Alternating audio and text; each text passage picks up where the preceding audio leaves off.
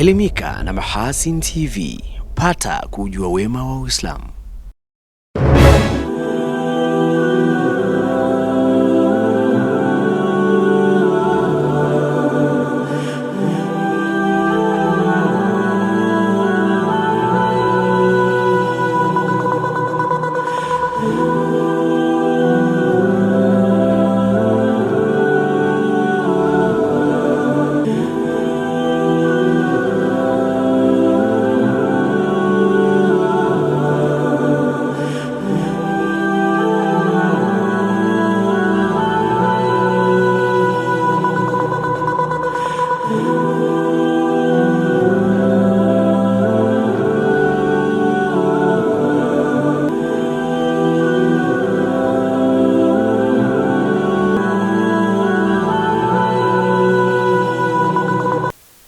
Assalamu alaikum warahmatullahi wabarakatuh. Hali gani mtazamaji wa Mahasin TV popote pale ulipo? Karibu katika kapu la habari. Mimi Hilal Seif Riyami leo kusomea habari za kitaifa, na katika habari za kimataifa utakuwa naye Nuhu Stima. Awali ya yote tunaangazia muhtasari wake. Zikiwa zimesalia saa chache kabla uchaguzi mkuu, INEC yatoa maelekezo kwa wapiga kura na wadau wote wa uchaguzi. Umoja wa wanazuoni wa Kiislamu nchini Hayatul Ulama wahimiza ushiriki wa wananchi kupiga kura kuchagua madiwani wa bunge na rais. Katika habari za kimataifa, watu 12 wameripotiwa kupoteza maisha kufuatia ajali ya ndege katika kaunti ya Kwale nchini Kenya.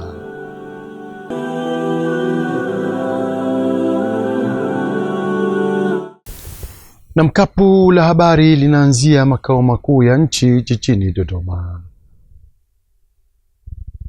Wakati zikiwa zimesalia saa chache kuelekea uchaguzi mkuu wa rais, wa bunge na madiwani, mwenyekiti wa Tume Huru ya Taifa ya Uchaguzi, Jaji wa Rufani Jacques Mwambegele ametoa maelekezo mahsusi kwa wapiga kura na wadau wote wa uchaguzi. Zuberi Mgaya anatuarifu zaidi. Jaji Mwambegele ameeleza hayo wakati akitoa taarifa kuhusu uchaguzi mkuu Jumatano Oktoba 29 mwaka huu 2025 katika ofisi za Tume Huru ya Taifa ya Uchaguzi iliyopo jijini Dodoma. Jaji Mwambegele ametaja idadi ya wapiga kura walioandikishwa kwenye daftari la kudumu la wapiga kura watakaoshiriki katika zoezi la uchaguzi mwaka huu 2025. Katika uchaguzi mkuu wa mwaka 2025, jumla ya wapiga kura ni 1,647,235 wanatarajiwa kupiga kura, ambapo kati ya hao wapiga kura 1,36,650,932 wapo Tanzania bara na wapiga kura 996,303 wapo Tanzania Zanzibar. Aidha, Jaji Mwambegele ametolea ufafanuzi kuhusu utaratibu wa kupiga kura kwenye majimbo na kata zenye mgombea mmoja ili kuondoa utata wakati wa kupiga kura. Kifungu cha 54 na 66 vya sheria ya uchaguzi wa rais, wa bunge na madiwani, sheria namba 1 ya mwaka 2024, vimeweka masharti kwamba katika maeneo yote ambayo yupo mgombea pekee wa ubunge au diwani atapigiwa kura ya ndio au hapana. Hivyo mpiga kura atakayefika kituo cha kupigia kura kwenye jimbo au kata ambayo ina mgombea pekee atapewa karatasi ya kura ya mgombea pekee na atapiga kura kwa kuweka alama ya vema kwenye kisanduku cha ndio kuonesha amemchagua mgombea, au ataweka alama ya vema kwenye kisanduku cha hapana iwapo hakumchagua mgombea. Katika hatua nyingine, Jaji Mwambegele amewapongeza viongozi wa kisiasa pamoja na wananchi kwa kushiriki kikamilifu katika mchakato mzima wa kampeni kwa ustaarabu na kwa kuzingatia sheria, kanuni na miongozo kutoka Tume Huru ya Taifa ya Uchaguzi. Napenda kutumia nafasi hii kuvipongeza vyama vya siasa na wagombea waliojitokeza na walioteuliwa kugombea nafasi ya kiti cha rais na makamu wa rais, ubunge na udiwani. Kwa namna ya kipekee nivipongeze vyama vyenye wagombea wao, wanachama, wapenzi, wafuasi na mashabiki wao kwa kufanya kampeni za kistaarabu na kuzingatia kanuni za maadili ya uchaguzi za mwaka 2025. Jeshi la polisi nchini limeendelea kuhakikishia wananchi juu ya uwepo, usalama na amani ya kutosha katika kipindi hiki ambacho taifa linaingia kwenye uchaguzi mkuu wa rais, wa bunge pamoja na madiwani ili kutimiza wajibu na haki yao ya msingi kikatiba. Katika taarifa ya jeshi la polisi kwa umma iliyotolewa na msemaji wa jeshi hilo, naibu kamishna wa jeshi la polisi DCP David Misime imewataka wananchi kutokuwa na hofu katika kipindi chote cha uchaguzi mkuu, likiwahakikishia ulinzi na usalama. Jeshi la polisi linaendelea kuhakikishia kuwa kuna usalama wa kutosha tunapoelekea kesho tarehe 29 mwezi wa 10 2025, siku ya kupiga kura, kwani hakuna tishio lolote la kiusalama kama tulivyohakikishia Oktoba 26, 2025. Aidha, DCP Misime amewataka wananchi kupuuzia baadhi ya watu wanaochapisha maudhui yenye lengo la kuvuruga na kuhatarisha amani iliyopo kabla, wakati na baada ya uchaguzi. Ningependa kuwatahadharisha kuwa kuna kikundi cha watu, baada ya kuona wameshindwa kuvuruga amani ya nchi yetu, wameunda kikundi cha vijana ambao wanaandaa picha mjongeo na taarifa mbalimbali za matukio yaliyotokea siku za nyuma ambayo yalishashughulikiwa na mengine ya kutunga ili yasambaze kwenye mitandao ya kijamii, yaonekane yametokea kipindi hiki au muda mfupi uliopita. Mkiona taarifa kama hizo kwenye mitandao ya kijamii na baadhi ya vyombo vingine vya habari vilivyoandaliwa na watu hao wenye nia ovu na amani ya taifa letu, mtambue kuwa ni za uongo, uzushi na za kutaka kutuchonganisha na kutugombanisha. Katika hatua nyingine, DCP Misime amesema jeshi la polisi litawachukulia hatua wote wanaojihusisha na vitendo vinavyoashiria uvunjifu wa amani nchini na kutoa rai kwa wananchi kutojihusisha na usambazaji wa maudhui yenye nia ovu. Jeshi la polisi, wakati linaendelea kuwafuatilia ili liwatie nguvuni kwa mujibu wa sheria, linatoa rai kwa wananchi, mtakapoona au kutumiwa picha mjongeo na taarifa kama hizo, msizisambaze, kwani kufanya hivyo ni kosa la jinai kwa mujibu wa sheria ya makosa ya kimtandao. Badala yake mzifute. Mkumbuke, taarifa sahihi zinazohusu jambo lolote zitatolewa na mamlaka zenye wajibu wa kufanya hivyo. Jijini Dar es Salaam, umoja wa wanazuoni wa Kiislamu Tanzania Hayatul Ulama imewahimiza Waislamu na Watanzania kwa ujumla wake kushiriki kwa wingi kupiga kura kwa kujitokeza kwa amani na utulivu kutimiza haki ya kikatiba na wajibu wa kiraia. Taarifa yake Abdalla Matotola inasimuliwa naye studio Rajab Shaban Matuga. Ikiwa zimesalia saa chache kabla ya Tanzania kuweka historia nyingine tena kuchagua viongozi ngazi ya udiwani, ubunge na urais, umoja wa wanazuoni wa Kiislamu Hayatul Ulama unakutana hapa kwa sababu zinazobainishwa na mwenyekiti wake Sheikh Abdallah Saleh Ndauga. Tuna wajibu wa kutoa nasaha ambazo zimejengeka katika msingi wa Mwenyezi Mungu alivyosema, wataawanu alal birri wattaqwa wala taawanu alal ithmi wal udwan, saidianeni katika mema na uchamungu na msisaidiane katika madhambi na uadui. Vile vile Allah subhanahu wa ta'ala anatuambia, wala tulqu biaidikum ila tahaluka, msijiingize kwa mikono yenu wenyewe katika maangamizi. Hiyo ndio msingi wa nasaha zetu hizi, na umma utambue kwamba kuna haja ya kutengeneza mazuri, kuna haja ya kulinda amani katika nchi yetu. Nasaha hizo zimetolewa jioni ya Jumatatu Oktoba 27, 2025, zoezi lilokwenda sambamba na kuliombea dua taifa kuelekea uchaguzi mkuu wa Jumatano hii Oktoba 29, 2025. Akisoma nasaha hizo, Sheikh Ibrahim Ghulam, mjumbe wa Hayatul Ulama, ametoa rai kwa wananchi kutopitwa na nafasi hiyo ya kuchagua viongozi. Tuwachague viongozi kwa misingi ya uadilifu, uzalendo hofu ya Mwenyezi Mungu na kwa mujibu wa ahadi walizozitoa hadharani.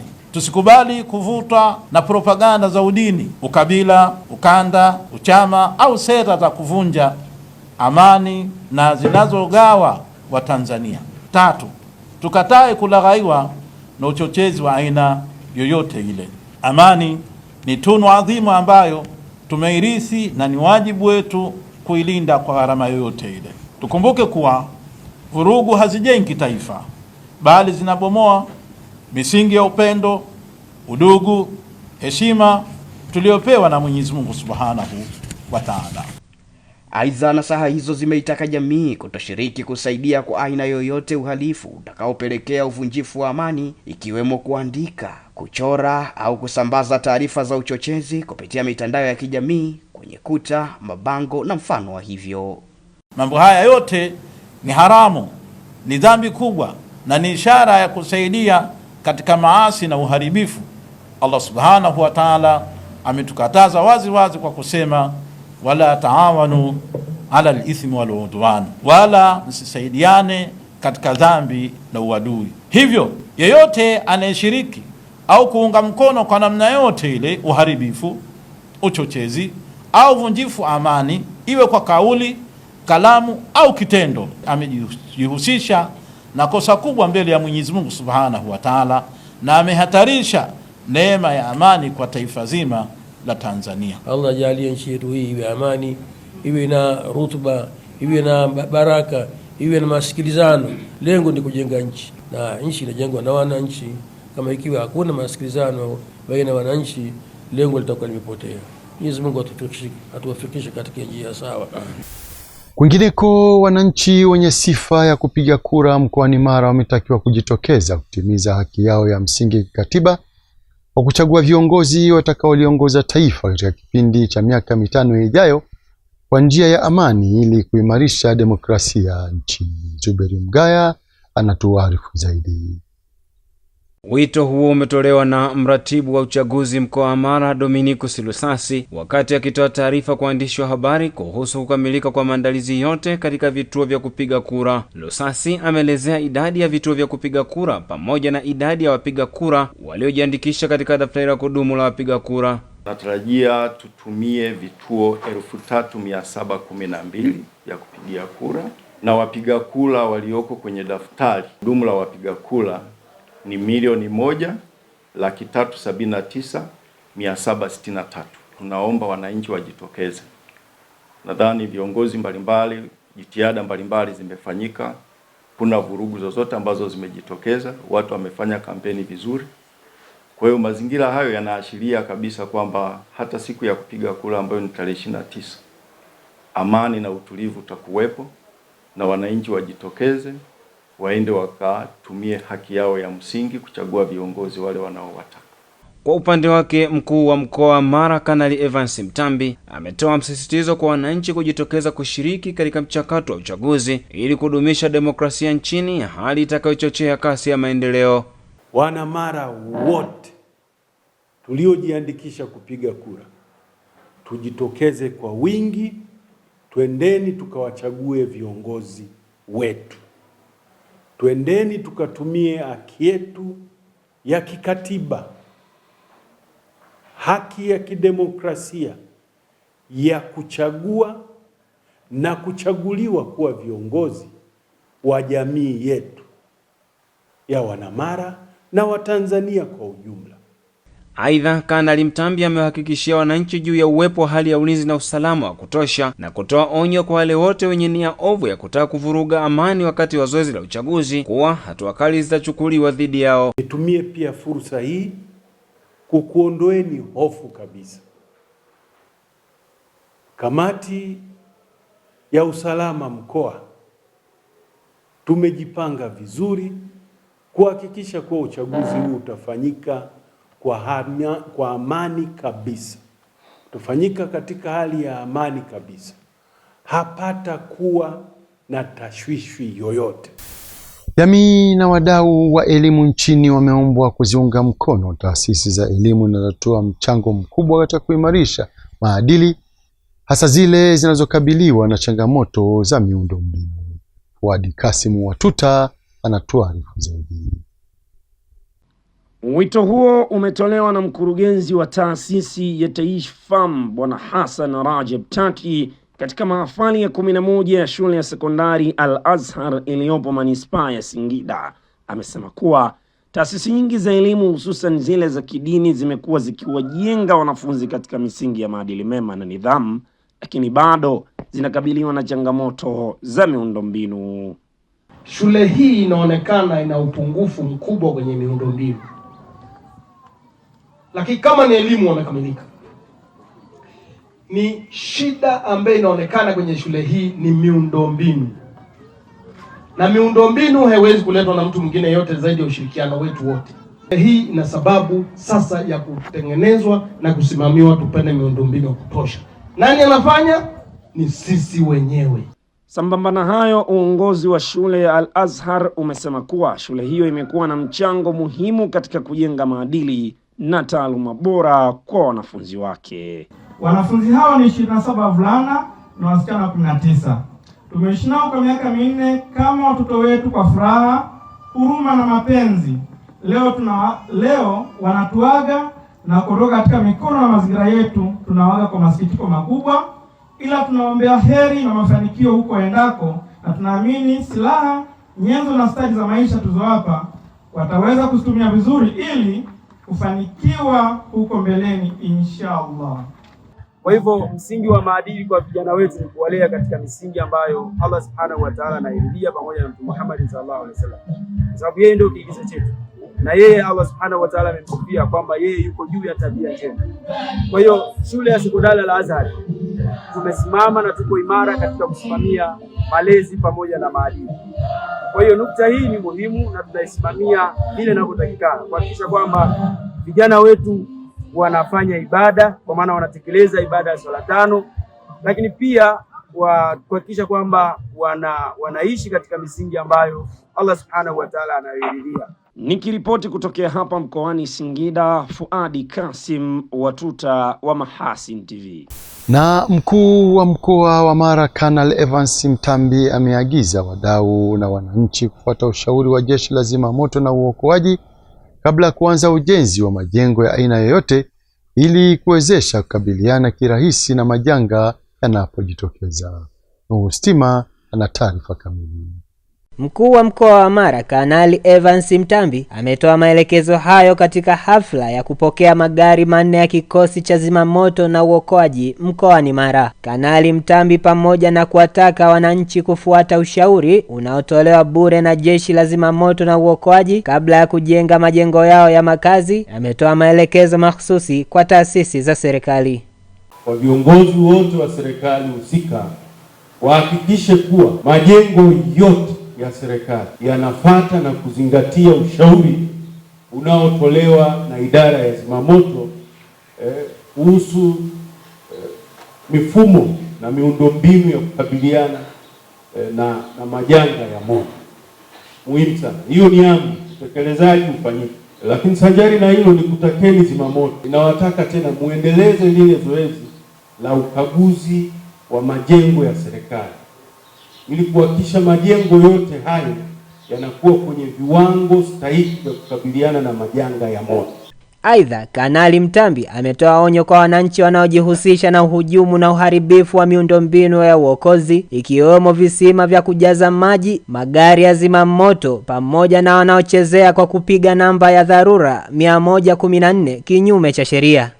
Watu wanaharibu miundombinu ile, ikiwemo mifuniko wa kuuza kama chuma chakavu. Nitoe onyo kwa wale wote waliokuwa na tabia hiyo waache. Katika mkoa wa Mara tutamvumilia mtu yeyote yule ambaye atafanya vandalization ya miundo msingi hii muhimu ya kuwezesha taasisi na idara mbalimbali za serikali kutekeleza majukumu yao.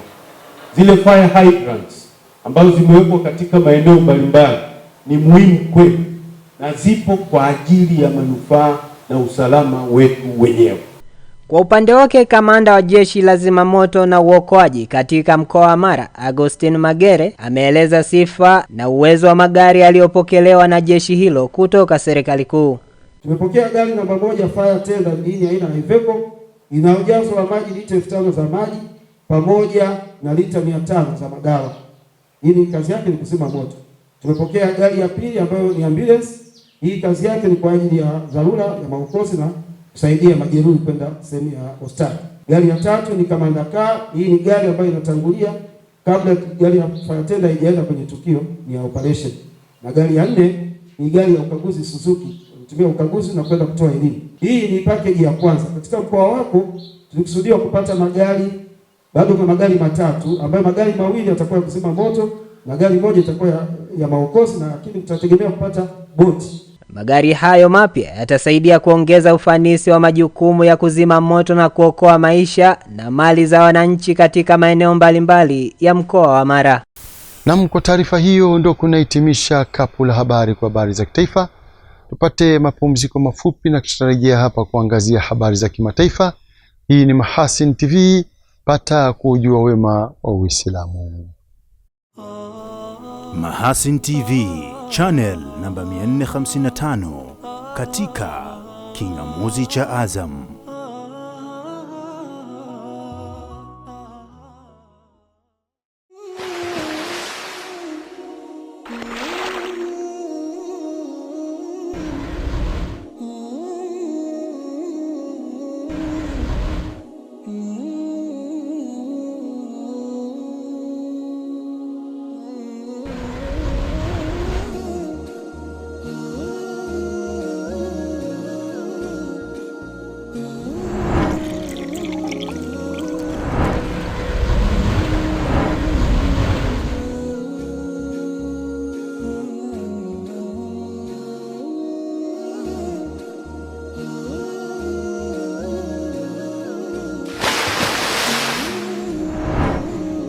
Kunywa maji safi na salama ya uhai. Bidhaa bora ya Bakhresa.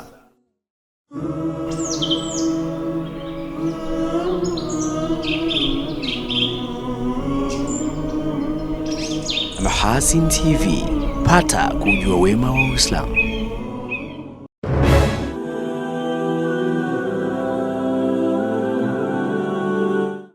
Shukran za dhati mtazamaji wa Mahasin TV kwa kuendelea kuwa nasi, na sasa ni wasaa kuziangazia habari za kimataifa kama zilivyoandaliwa naye Nuhu Stima.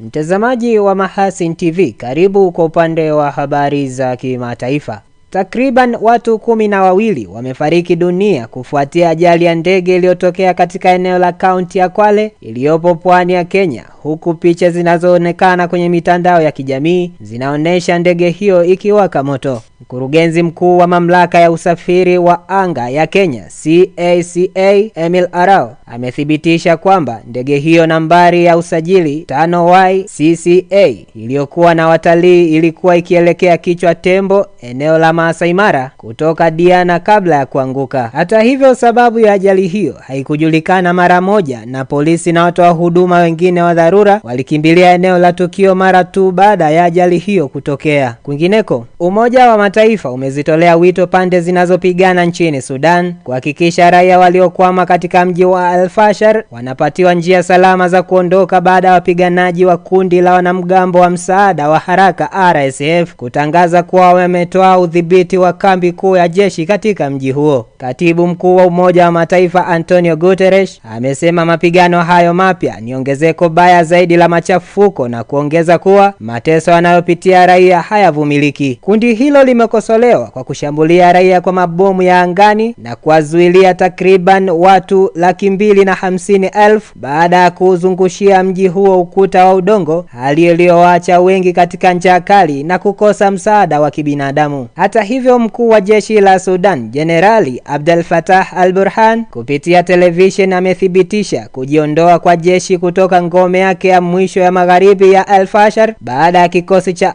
RSF kutangaza kudhibiti mji huo. Al-Fashar, ambao ni ngome ya mwisho ya jeshi la Sudan katika eneo pana la magharibi mwa Darfur, imekuwa chini ya mzingiro wa RSF na washirika wake kwa zaidi ya miezi 18, huku wanamgambo wa RSF wanadai kudhibiti mji mzima, lakini washirika wa kijeshi wa serikali katika eneo hilo wanasema mapigano bado yanaendelea katika baadhi ya mitaa. Tukitamatisha kwa upande wa habari za kimataifa. Wizara ya Ulinzi ya Urusi na meya wa Moscow Sergei Sobyanin wamesema Oktoba 27, 2025 kuwa mashambulizi ya Ukraine yamelenga Moscow kwa siku 2 mfululizo, ambapo Ukraine ililenga Moscow kwa mashambulizi ya ndege zisizo na rubani. Wizara hiyo ya Ulinzi wa Urusi ilisema katika taarifa yake kuwa vitengo vyake vya ulinzi wa anga viliharibu ndege 17 za Ukraine usiku kucha, ikiwa ni pamoja na moja iliyokuwa ikielekea Moscow na 13 katika eneo la Kaluga ambalo linapakana na mkoa wa Moscow kaskazini mashariki mwa nchi hiyo. Meya wa Moscow Sergei Sobyanin alisema kwenye mtandao wa Telegram kwamba huduma za dharura zilitumwa kwenye eneo ambapo ndege isiyo na rubani iliyokuwa ikielekea Moscow, huku ikielezwa kwamba hakukuwa na ripoti za uharibifu, licha Urusi ambayo ni mara chache sana imezungumzia athari kamili za mashambulizi ya Ukraine ndani ya eneo lake. Vikosi vya ulinzi wa anga vya Urusi viliharibu ndege 3 zilizosalia zisizo na rubani katika eneo la Bryansk ambalo linapakana na Ukraine upande wa magharibi na eneo la Kaluga kaskazini mashariki mwa Urusi. Nuhu Stima, Mahasin TV. Shukrani Nuhu Stima kwa habari za kimataifa. Na kabla hatujahitimisha kapu letu la habari, tujikumbushe miongoni mwa habari tulizokuwa nazo hii leo. Zikiwa zimesalia saa chache kabla uchaguzi mkuu, INEC yatoa maelekezo kwa wapiga kura na wadau wote wa uchaguzi. Umoja wa wanazuoni wa Kiislamu nchini Hayatul Ulama wahimiza ushiriki wa wananchi kupiga kura kuchagua madiwani, wabunge na rais. Katika habari za kimataifa, watu 12 wameripotiwa kupoteza maisha kufuatia ajali ya ndege katika kaunti ya Kwale nchini Kenya.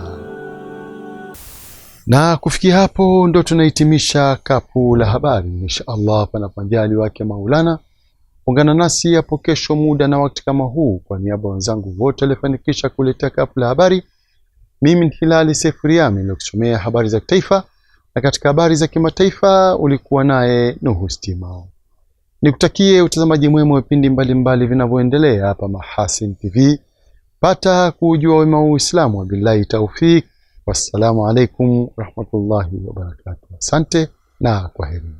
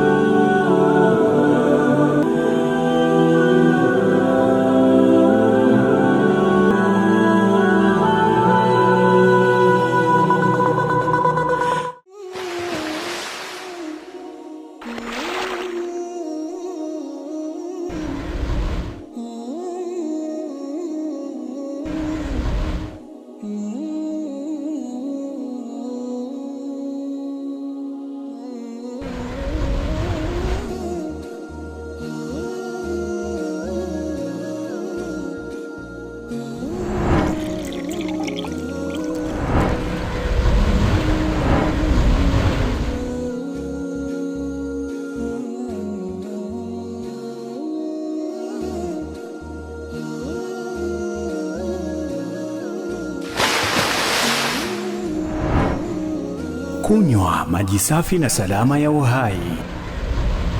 Bidhaa bora ya Bakhresa.